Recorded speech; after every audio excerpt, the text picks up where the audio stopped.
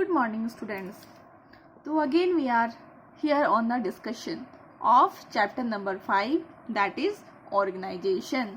In the last video we read all the topics related with organization, like organizational structure. Then under it we learned informal types of organization, that is formal and informal organization, its merits and demerits also. Now one of the important topic of this chapter is delegation. Okay, so let's read what is the meaning of delegation. Let's understand this topic. Okay, in every organizations managers are have lot of work. As manager alone cannot perform all the work, he deliberately passes some of his works, some of his responsibility to his subordinates. मतलब होता है कि कोई भी organisation में, ठीक है, कोई भी ऑर्गेनाइजेशन में मैनेजर के ऊपर बहुत सारी रिस्पॉन्सिबिलिटी होती है. ओके, तो वो अकेले वो इतने सारे रिस्पॉन्सिबिलिटी को नहीं उठा सकता है. ओके, अगर वो सारे काम खुद से करने लग जाएगा तो क्या हो जाएगा कि वो बहुत सारे इंपॉर्टेंट काम्स में ध्यान नहीं दे पाएगा और बाकी के काम्स भी वो ठीक तरीके से नहीं कर पाएगा. ओके, तो वो क्या करता है, मैनेजर क्या करते हैं कि अपने कुछ रिस्पॉन्सिबिलिटी वो किसको दे देते हैं, सबऑर्डिनेट्स को दे देते हैं. इसीलिए यहाँ पे लिखा है he deliberately passes some of his responsibility to his subordinates. वो क्या करते हैं, खुद से ही डेलिबरेटली, मतलब खुद से ही अपने कुछ रिस्पॉन्सिबिलिटी को अपने सबऑर्डिनेट्स को दे देते हैं. ओके, दे देते हैं. इससे क्या होता है, उनको कोई भी इंपॉर्टेंट काम करने में उस पर कंसंट्रेट करते हैं. कोई भी इंपॉर्टेंट काम जो होता है उस पर ये लोग क्या करते हैं, कंसंट्रेट कर लेते हैं. ओके, तो ये है, इसको हम लोग क्या बोलते हैं इन शॉर्ट वर्ड्स, या तो in terms used is delegation. Okay, delegation में क्या होता है, हमेशा ये डाउनवर्ड की तरफ मूव करता है. मतलब ये सुपीरियर टू सबऑर्डिनेट, एक सुपीरियर जो होता है अपने कुछ रिस्पॉन्सिबिलिटी जो कि उतने इंपॉर्टेंट नहीं होते हैं उसको क्या करता है, सबऑर्डिनेट्स को दे देता है. ओके, और जैसे सपोज मैं एग्जांपल देती हूँ, जैसे प्रिंसिपल, जो स्कूल के प्रिंसिपल होते हैं उनके ऊपर बहुत सारी रिस्पॉन्सिबिलिटी होती हैं, बट वो क्या करते हैं, कुछ रिस्पॉन्सिबिलिटी जो वो नहीं कर सकते हैं, मतलब नहीं निभा सकते हैं, वो क्या करते हैं, अपने दूसरे जो सबऑर्डिनेट हैं उनको दे देते हैं. ओके, ताकि वो जो इम्पोर्टेंट काम है उस पर ध्यान दे सके. बट कुछ रिस्पॉन्सिबिलिटी ऐसी होती है, जैसे आप देखोगे कि रिजल्ट में है प्रिंसिपल का साइन होना है, ठीक है, तो वो ऐसा नहीं है कि वो साइन करने के लिए किसी और को दे दें. ओके, कुछ रिस्पॉन्सिबिलिटी ऐसी होती है जो कि सिर्फ सुपीरियर है, तो या तो जो भी उस पोजीशंस पे बैठा हुआ है वही अथॉरिटी उन्हीं के पास होती है वो काम करने की. तो वो रिस्पॉन्सिबिलिटी कोई भी सुपीरियर इंसान किसी को नहीं दे सकता है. बस वही रिस्पॉन्सिबिलिटी लोग अपने पास रखते हैं. बाकी कुछ रिस्पॉन्सिबिलिटी जो कि कुछ लोग भी कर सकते हैं, कुछ सबऑर्डिनेट्स कर सकते हैं, वो क्या करते हैं, वो डेलीगेट कर देते हैं. Okay, so let's read further. In simple words, delegation refers to downward transfer of authority from superior to subordinates. तो सिंपल वर्ड्स में डेलीगेशन का मतलब होता है डाउनवर्ड, मतलब superior to subordinates. Downward transfer हो रहा है, क्या चीज ट्रांसफर हो रहा है, अथॉरिटी. किससे ट्रांसफर हो रहा है, from superior to subordinates. Okay, अभी आगे भी हम लोग पढ़ने वाले हैं डिटेल में, बट मैं आपको बस इंट्रोडक्शन बताती हूँ कि डेलीगेशंस के 3 एलिमेंट होते हैं, authority, responsibility and accountability. Okay, तो यहाँ पे बार word authority is used. Authority का मतलब होता है पावर दे देना किसी को कोई काम कंप्लीट करने का. मान लो मैं किसी को एक काम देती हूँ कि आप क्या करो, सपोज पूरे क्लास में मैं एक स्टूडेंट को पावर देती हूँ कि आप मॉनिटर बनो और खड़े होकर के सबका नाम लिखो, तो मुझे उसको पनिश करने का भी पावर देना पड़ेगा, तभी तो वो, वरना कोई उसकी बात नहीं सुनेंगे. ओके, तो अथॉरिटी का मतलब होता है power to be given to a subordinate to accomplish a given task. कोई भी हम जो उसको टास्क देते हैं उसको अकम्प्लिश करने के लिए, मतलब उसको पूरा करने के लिए हमें उसको एक पावर देना पड़ता है. उसी को हम क्या बोलते हैं सिंपल वर्ड्स में, या फिर आप बिजनेस स्टडीज के वर्ड्स में, अथॉरिटी. ओके,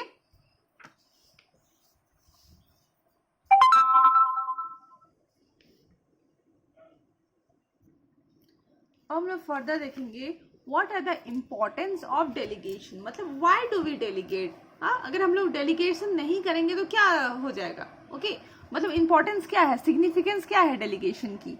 पहला है इफेक्टिव मैनेजमेंट। इफेक्टिव मैनेजमेंट मतलब कि आपका मैनेजमेंट क्या होगा, इफेक्टिव होगा। मान लो एक पर्सन है, एक पर्सन को बस मैं मैनेजर के टर्म्स में सोच रही हूँ, एक पर्सन है मैनेजर जो कि एकदम बर्डनड है विथ वर्क, मतलब उसके पास बहुत सारे वर्क हैं।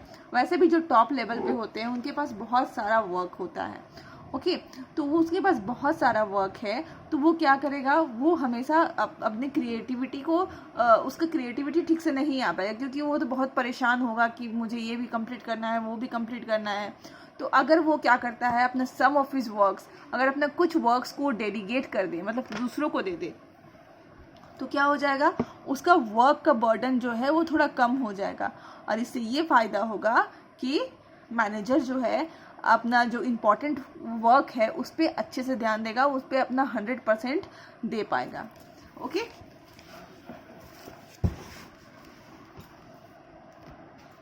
the main job of the manager is to get the work done effectively, and by delegating the authority and responsibility, manager can get the work done effectively and efficiently from subordinates. Manager का main काम है कि work को effectively and efficiently कराना, और वो subordinate को दे करके ये वर्क इफेक्टिवली एंड एफिशिएंटली करा सकता है। Okay, right. अब हम चलते हैं दूसरे टॉपिक पॉइंट की तरफ, that is employees development. As a result of delegation, employees get more opportunity to utilize their talents. It allows them to develop those skills which help them to perform complex tasks. मतलब ये होता है कि अगर managers कोई subordinates या फिर कोई भी एम्प्लॉयज़ को अपना वर्क डेलीगेट करते हैं, तो वो जो एम्प्लॉयज़ है उनका भी डेवलपमेंट होता है। कैसे होता है, क्योंकि वो वर्क को कंप्लीट करने के लिए वो बहुत सारे स्किल्स उन जो होता है उनका वो डेवलप हो जाता है, क्योंकि वो आप कोई भी वर्क करते हो उससे आपको बहुत सीखने को मिलता है। ओके, तो वो अपने टैलेंट यूज़ करते हैं, और उनका जो है अपने टैलेंट एंड क्रिएटिविटी जब यूज़ करते हैं तो उनका क्या होता है, डेवलपमेंट हो जाता है। Okay, third point is motivation of employ.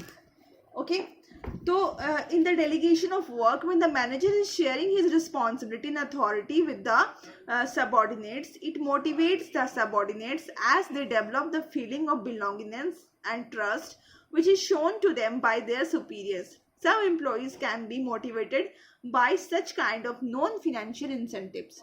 इसका मतलब ये होता है कि अगर आप अपना वर्क शेयर करते हैं किसी सबऑर्डिनेट्स के साथ, तो क्या होता है, सबऑर्डिनेट सोचता है कि मैनेजर मेरे ऊपर ट्रस्ट करता है और वो अपना 100% देने की कोशिश करता है।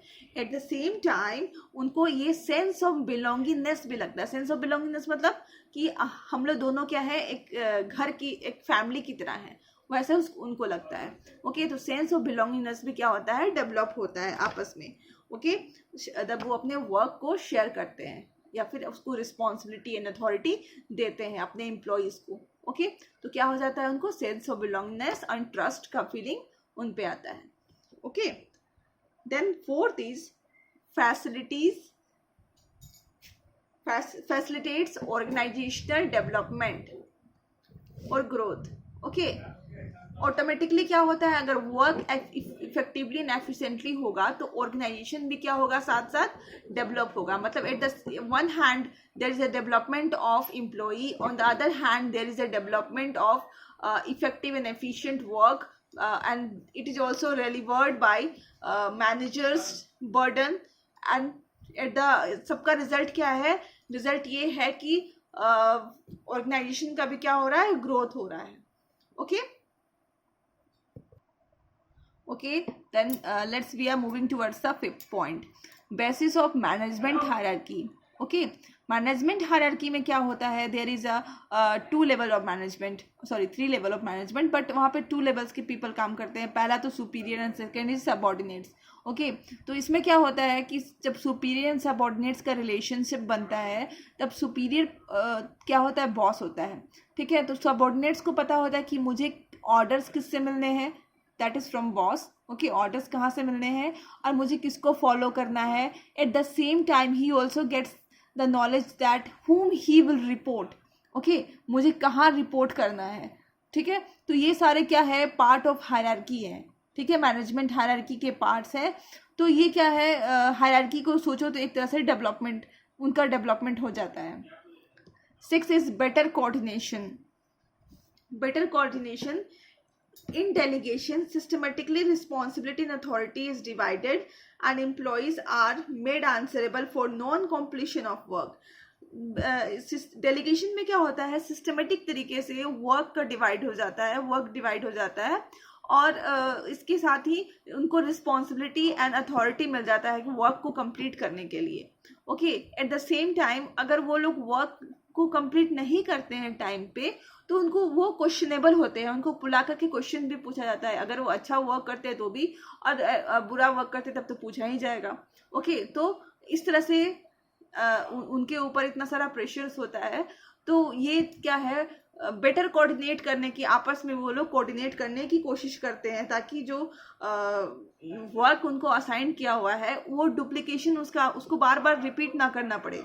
ओके, और उनका जो वर्क है, उनको ड्यूटीज है जो उनको असाइन की गई है, वो क्लियरिटी भी आता है. वो उनको कहाँ से कौन से बॉस हैं, उनको कहाँ से वो लेना है, ऑर्डर्स लेना है और उनको किनको रिपोर्ट करना है, ये सारी क्लियरिटी आती है. तो एक अच्छा कोऑर्डिनेशन बन जाता है. Okay, so 6th point is better coordination which is cleared. 7th is reduces the workload of manager. This point I have already cleared. Okay, कि हम लोग स्टार्टिंग से यही देखते हुए आ रहे हैं कि मैनेजर को बहुत सारे काम है. तो वो क्या होता है, कुछ ऐसे काम होते हैं जो कि सिर्फ मैनेजर कर सकते हैं. जैसे मैंने आपको स्कूल वाला एग्जांपल दिया कि आपके रिजल्ट में सिर्फ प्रिंसिपल का जहाँ पे साइन लिखा है वहाँ पे प्रिंसिपल का ही होगा. ऐसा नहीं है कि वो डेलीगेट कर देंगे वो अथॉरिटी. ओके, तो वो डेलीगेशन वो अथॉरिटी नहीं कर सकते. तो वैसे ही कुछ टास्क होते हैं जो कि मैनेजर को ही कंप्लीट करना है. वैसे टास्क को छोड़कर बाकी 4 टास्क है वो मैनेजर क्या करते हैं, वो वर्क है जो मैनेजर डेलीगेट कर देते हैं अपने सबऑर्डिनेट्स को और अपने आप को थोड़ा लो बर्डन कर लेते हैं, फ्री कर लेते हैं. Okay, last is basis of superior subordinates relationship. ये भी हम लोग पढ़ चुके हैं कि ये जो डेलीगेशन है वो सुपीरियर सबऑर्डिनेट्स के रिलेशनशिप को स्ट्रॉन्ग बनाता है. सुपीरियर क्या करता है, अपने बहुत सारे रिस्पॉन्सिबिलिटी देते हैं सबऑर्डिनेट को. सबऑर्डिनेट भी क्या सोचते हैं कि ही इज़ ट्रस्टिंग मी, उनका ट्रस्ट पाना चाहते हैं और ट्रस्ट के साथ साथ सेंस ऑफ बिलोंगिंगनेस भी आता है. और दोनों के बीच का जो रिलेशंस है दैट इज़ कि ऑर्डर मेरे को उससे लेना है एंड उसको रिपोर्ट करना है, ये रिलेशनशिप भी काफ़ी क्लियर हो जाता है. एट द सेम टाइम उनको वर्क कंप्लीट करने के लिए अथॉरिटी और रिस्पॉन्सिबिलिटी भी मिलता है. सो ये जो डेलीगेशन है वो डाउनवर्ड पास कर हो रहा है. मतलब डाउनवर्ड मतलब he is moving downward from superior to subordinate. Okay, so delegation improves the relationship between superior and subordinates. All right, so we have done with this topic. In the next video we will understand, or next class, in tomorrow class we will know the principle of absoluteness of accountability and elements of delegation. I have already discussed there are 3 elements of delegation, that is authority, responsibility and accountability. In tomorrow's video we will learn the things in detail. Till then, thank you, and you have to keep learning, stay safe at home and try to complete your work on time.